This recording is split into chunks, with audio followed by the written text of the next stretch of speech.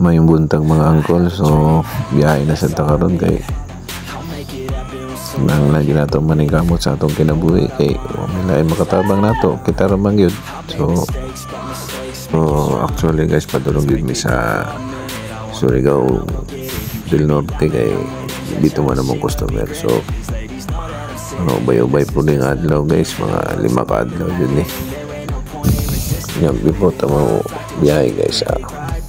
Mga muyo kita gikan sa balay mga puta na sipya tong biyahe kunya tagatag mayong lawas adlaw-adlaw nya wala ta kabalo sa lugar na atong maadtuan ay mga daotang tao o wala ta kabalo sa kadalanan na daghang klase mga disgrasya. So mga muyo no kita ang puta sa Ginoo nga tagatag mayong biyahe.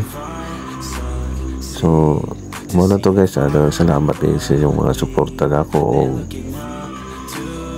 padayon lang po sa inyong ginapan ako nga channel punta dungan ta maglambo sa atong YouTube channel. Daghang salamat kayo ninyo.